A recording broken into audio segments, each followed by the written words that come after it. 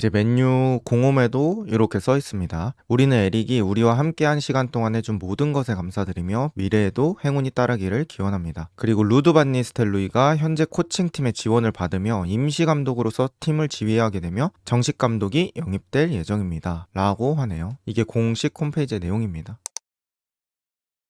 일단은 제가 생각했을 때 테나우호의 문제점이 뭐냐면 테나우호는 빌드업 축구를 하고자 하는지 역습 축구를 하고자 하는지 그런 것들이 불명확했다. 꼭 둘 중에 하나를 정해야 되는 건 아니지만 3년차까지 팬들도 납득하지 못하고 맨유 내부에서도 어떤 축구를 원하는 건지 어떤 색깔의 축구를 하고 싶은 건지를 몰랐죠. 그러다 보니까 기다리는 사람들은 이 기약 같은 게 없으면 사실 기다리기가 힘들어요. 내가 이 감독이 어떤 축구를 하는지 알면 예를 들어서 빌드업 축구를 한다고 가정을 해볼게요. 그러면 빌드업 축구 할 때 이 감독이 후방 빌드업은 좀 잘 안 되는구나. 그러면 요것만 한번 기다려주면 될 것 같구나. 여기서 후방 빌드업 계속 안 나아지네 1년 동안. 그러면 이제 처분해야지. 뭐 이런 식으로 생각을 할 수 있는데 어떤 걸 하고자 하는지를 모르니까 팬들 입장에서는 어디서부터 어떻게 기다려야 될지 가닥이 안 서는 거죠.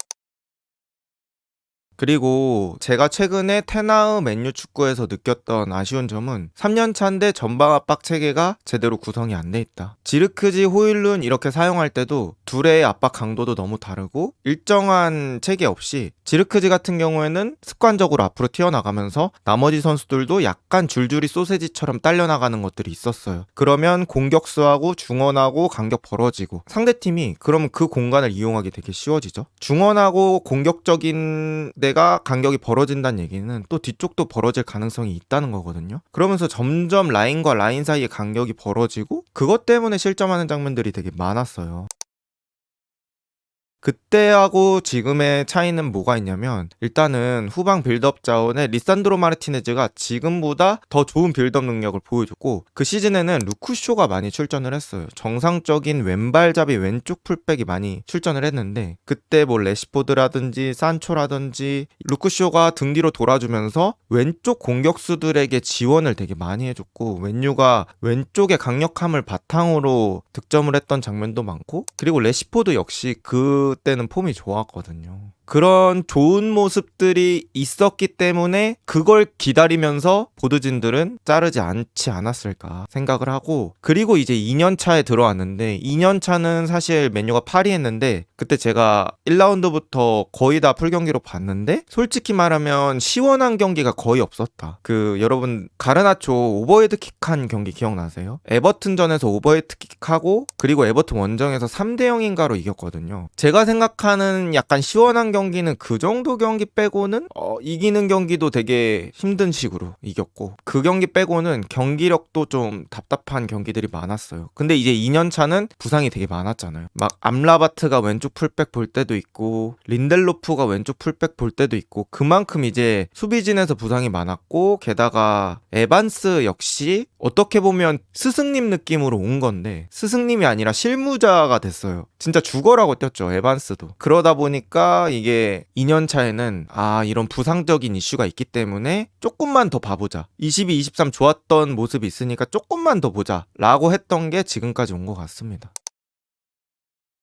그러니까 테나흐가 좋았던 모습을 보여줬을 때는 어떤 것들이 좀 좋았냐면 상대의 맞춤 전술을 좀 잘 사용할 때가 있었어요. 특히나 지난 시즌에도 막 브루노 없을 때 리버풀 원정 가서 0대 0으로 비기고 이런 경기들 보면 뭐 어떤 사람들은 버스 세웠다 이렇게 할 수도 있겠지만 맨유 스쿼드 치고는 잘 해낸 거거든요. 그 당시에 부상이 많았기 때문에. 그래서 그런 것들을 봐도 또 FA컵 결승 맨시티전을 봐도 좋았을 때는 맞춤 전술이 딱딱 맞아 떨어질 때가 있더라고요. 근데 시즌 내내 맞춤 전술로 운영할 수 없잖아요.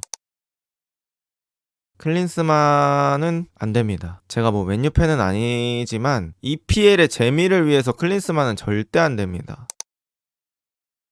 편집을 하고 있는 순간에 맨유가 새로운 감독으로 아모림이라는 감독을 물색하고 있다는 게 보도가 되었는데요. 영국의 언론인 데이비드 온스테인이라는 사람이 있어요. 그 기자가 잉글랜드 쪽 정보는 신뢰성이 되게 높은 기자거든요. 현재 맨유가 아모림이랑 협상 중이라는 트위터를 올렸고, 맨유는 1000만 유로, 우리 돈 149억 정도의 위약금을 지불할 준비가 되어 있다고 합니다. 그렇다면 후배 아모림 감독은 어떤 감독일까요? 일단은 제가 이적설이 더 깊어지면 더 자세하게 다루긴 하겠지만 간단하게 설명을 드려볼게요. 아모림에게 일단 가장 눈에 띄는 건 나이입니다. 나이가 1985년생, 만으로 39살인데요. 현역 축구선수 중에는 크리스티아노 호날두랑 동갑이에요. 그래서 남들은 선수도 하고 있을 나이인데 지금 감독으로서도 성적을 내고 있다는 게 되게 젊고 유망한 감독이라는 걸 보여주는 거죠. 아모림이 스포르팅이란 팀으로 지난 시즌에 리그 우승을 이끌었고 2위와의 승점차가 10점 차 났습니다. 또 이번 시즌도 영상을 찍는 10월 29일 기준으로 리그 1위를 달리고 있어요. 그것처럼 아모림은 스포르팅을 아주 성공적으로 이끌고 있고요. 이제 어떤 전술을 사용하는지 간단히 말해보겠습니다. 아모림은 기본적으로 백스리 전술을 사용하는데요. 뒤쪽에 3명의 센터백을 남겨놓고 3-4-3 정도의 포메이션으로 나옵니다. 거기서 3-4에 있는 사이드백, 이 2명이 조금 더 위쪽으로 올라가고 앞쪽에 있는 3톱 중에 사이드 2명이 공격형 미드필더처럼 내려오면서 공격 시에는 3-2-5 형태로 플레이할 때가 꽤 있더라고요. 그리고 수비 시에는 사이드백을 내려서 5-4-1 형태로 수비를 합니다. 그리고 경기를 봤을 때는 전방 압박도 사용을 하고요. 아까 사이드백도 올라가고 윙어도 공격형 미드필더처럼 뛴다고 말씀을 드렸잖아요. 그래서 중앙에 있는 2명의 미드필더의 많은 활동량이 요구되는 것으로 보입니다. 조금 더 디테일하게 전술적인 부분은 아모림에 대한 얘기가 더 나오면 자세히 다뤄보도록 하겠습니다. 그래서 맨유에 와서 어떻게 할지는 모르겠지만 만약에 맨유에 온다면 백스리를 사용하지 않을까 싶어요. 그래서 서브 자원으로 있는 맥과이어라든지 린델로프, 요로 이런 선수들이 생각보다 기회를 많이 받을 것으로 생각이 되고요. 백스리를 선다고 하면 아마 리산드로 마르티네즈가 왼쪽 스토퍼를 맡게 될 가능성이 높은데 왼발잡이 센터백이 한 명밖에 없기 때문에 리산드로 마르티네즈의 중요성도 올라가지 않을까 싶습니다. 어쨌든 맨유는 지금 현재 리그 14위에서 테나흐를 경질을 했고 반니 임시체제로 갈 것 같은데 반니가 얼마나 승점을 놓치지 않고 차곡차곡 잘 쌓는지가 중요해지겠죠. 지금 벌써부터 온스테인 쪽에서 뉴스가 나온다는 건 맨유 보드진이 생각보다 속도감 있게 움직이고 있다는 것을 알 수 있겠습니다. 그래서 만약에 아모림이랑 얘기가 잘 된다고 하면 반니가 임시감독을 맡을 수 있는 경기는 그렇게 많지 않을 것으로 생각이 됩니다. 그럼 그 몇 경기라도 승점을 잘 챙겨주면 맨유 입장에서도 아모림 입장에서도 더 힘차게 반등할 수 있는 밑받침이 되겠죠. 과연 맨유의 미래는 어떻게 될지 궁금합니다. 오늘 영상은 여기까지고요. 좋은 하루 되세요.